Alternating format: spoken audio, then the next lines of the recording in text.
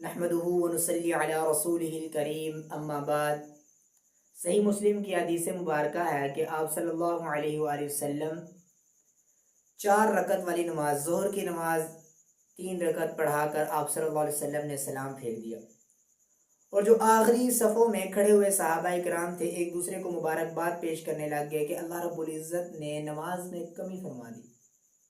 اور جو آپ صلی اللہ علیہ وسلم کے بالکل پیچھے کھڑے ہوئے تھے 2 صحابہ کرام، حضرت ابوبکر اور حضرت عمر رضی اللہ تعالیٰ عنہ، وہ ڈرتے ہوئے پوچھ نہیں رہے کہ شاید یا تو اللہ کے رسول بھول چکے ہیں، بشر تھے نا، انسان تھے، تو ان کو لگا یا تو اللہ کے رسول بھول چکے ہیں یا پھر اللہ رب العزت نے نماز میں کمی فرما دی۔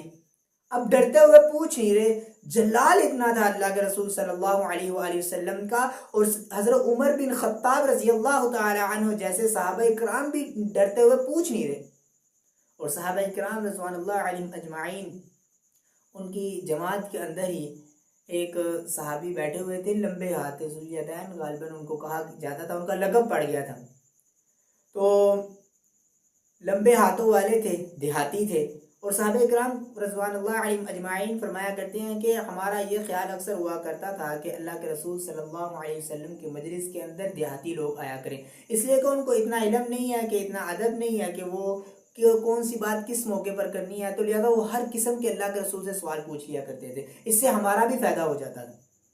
اب صحابہ کرام رضوان اللہ علیہم اجمعین اللہ کے رسول صلی اللہ علیہ وسلم سے، وہ صحابی نے پوچھا ہے اللہ کے رسول صلی اللہ علیہ وسلم، یا تو آپ نے نماز بھول چکے ہیں یا پھر اللہ کے رسول نے کمی فرما دی۔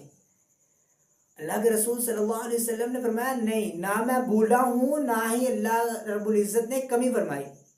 اللہ کے رسول نے بڑے کانفیڈنس سے فرمایا کہ نہ میں بھولا ہوں نہ اللہ نے کمی فرمائی۔ تو اس موقع پر صحابی نے فرمایا نہیں یا رسول اللہ صلی اللہ علیہ وسلم، کچھ نہ کچھ تو ہوا ہے۔ تو اللہ کے رسول صلی اللہ علیہ وسلم نے حضرت ابوبکر اور حضرت عمر سے پوچھا کہ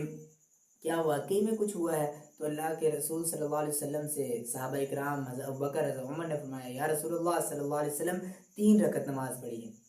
تو اس موقع پر اللہ کے رسول صلی اللہ علیہ وسلم نے دوبارہ نماز پڑھی، اور امام جو ہے مسجد سے، ان سے بھی خطا ہو جاتی ہے، تو لہٰذا اس موقع پر بسا اوقات مشورہ بھی کر لینا چاہیے کہ واقعی میں غلطی ہوئی ہے یا نہیں۔